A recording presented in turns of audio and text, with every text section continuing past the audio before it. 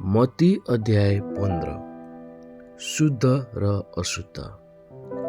यरुशलेमबाट आएका फरिसीहरू र शास्त्रीहरू यीशु कहाँ आए र भने, तपाईका चेलाहरूले पुर्खाहरूको परम्परा किन भङ्ग गर्दछन्?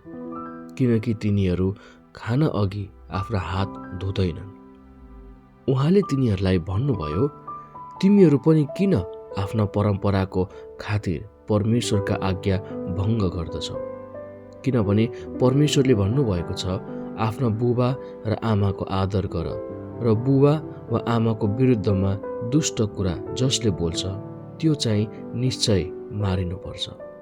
तर तिमीहरू चाहिँ भन्दछौ, जसले आफ्ना बुबा वा आमालाई भन्छ, तपाईले मबाट जे प्राप्त गर्न सक्नुहुन्थ्यो सो परमेश्वरलाई चढाइएको छ, त्यसले आफ्ना बाबुको आदर गर्नु पर्दैन। यसरी तिमीहरूले आफ्नो परम्पराको खातिर परमेश्वरको वचनलाई बेकममा गराएका छौ।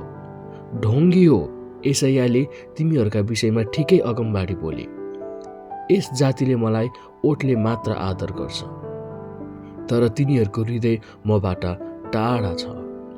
तिनीहरू व्यर्थैमा मेरो उपासना गर्दछन्, तर तिनीहरूका शिक्षा मानिसहरूले सिकाएका विधि मात्र हुन्। उहाँले मानिसहरूलाई आफू कहाँ बोलाउनु भयो र तिनीहरूलाई भन्नुभयो, सुन र बुझ, जे मुखभित्र पस्दछ त्यसले मानिसलाई अशुद्ध पार्दैन, तर जे मुखबाट बाहिर निस्कन्छ त्यसैले मानिसलाई अशुद्ध पार्छ। त्यसपछि चेलाहरू आएर उहाँलाई भने, के तपाईलाई थाहा छ, फरिसीहरू तपाईका कुरा सुनेर चिडिएका छन्? तर उहाँले भन्नुभयो, स्वर्गमा हुनुहुने मेरा पिताले नरोप्नु भएको हरेक बोट उखेलिनेछ। तिनीहरूलाई छोडिदेऊ, ती अन्धा अगुवाहरू हुन्। अन्धाले अन्धालाई डोर्यायो भने ती दुवै खाल्टोमा पर्नेछन्। पत्रुसले उहाँलाई भने, हामीलाई यस दृष्टान्तको अर्थ बताइदिनुहोस्। उहाँले भन्नुभयो, कि तिमीहरू पनि अझै अबुझ छौ? के तिमीहरूलाई थाहा छैन, जे मुखभित्र पस्छ त्यो पेटमा गइहाल्छ र बाहिर निस्किहाल्छ? तर जुन कुराहरू मुखबाट बाहिर आउँछन् ती हृदयबाट निस्कन्छन् र तिनैले मानिसलाई अशुद्ध तुल्याउँछन्। किनकि हृदयबाट नै खराब विचार, हत्या, परस्त्रीगमन, व्यभिचार, चोरी, झुटो गवाही र निन्दा बाहिर निस्कन्छन्। यी कुराहरूले चाहिँ मान्छेलाई अशुद्ध पार्छन्, तर हात नधोई खानाले उसलाई अशुद्ध पार्दैन। कनानी स्त्रीको विश्वास। तब येशू त्यहाँबाट निस्कनुभयो र टुरोस र सिदोनका इलाकातिर जानुभयो। त्यस इलाकाबाट एउटी कनानी स्त्री आएर कराउँदै भन्न लागी, हे प्रभु, दाउदका पुत्र, ममाथि दया गर्नुहोस्, मेरी छोरीलाई भूतले साह्रै सताएको छ। येशूले त्यसलाई केही जवाफ दिनु भएन। उहाँका चेलाहरूले आएर उहाँलाई बिन्ती गरे, यसलाई बिदा गर्नुहोस्, किनभने त्यो कराउँदै हाम्रो पछि लागिरहेछ। उहाँले भन्नुभयो, म इजरायल जातिका हराएका भेडाहरूका निम्ति मात्र पठाइएको हुँ। तर त्यो स्त्री आएर उहाँको अघि घोप्टो परेर भने, हे प्रभु, मलाई सहायता गर्नुहोस्।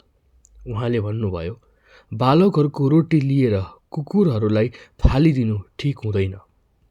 त्यसले भने, हो प्रभु, तर कुकुरहरूले पनि त आफ्ना मालिकको टेबिलबाट झरेका टुक्रा टाक्री खान्छन्। तब येशूले त्यसलाई जवाफ दिनुभयो, ए नारी, तिम्रो विश्वास ठुलो रहेछ, तिमीले इच्छा गरे बमोजिम तिमीलाई होस्।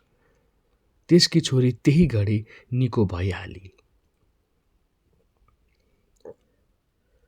येशूले 4000लाई खुवाउनु भएको। येशू त्यहाँबाट निस्केर गालिल समुद्रको किनार भएर जानुभयो र पहाडमाथि उक्लेर त्यहाँ बस्नुभयो। तब ठुला ठुला भिड उहाँ कहाँ आए र तिनीहरूले साथमा ल्याएका लङ्गडा, लुला, अन्धा, गुङ्गा र अरू धेरैलाई उहाँका चरणमा राखिदिए, अनि उहाँले तिनीहरूलाई निको पारिदिनुभयो। यहाँसम्म कि गुङ्गाहरू बोलेका, लुलाहरू निको भएका, लङ्गडा हिँडेका र अन्धाहरूका आँखा खोलिएका देखेर मानिसहरू छक्क परे।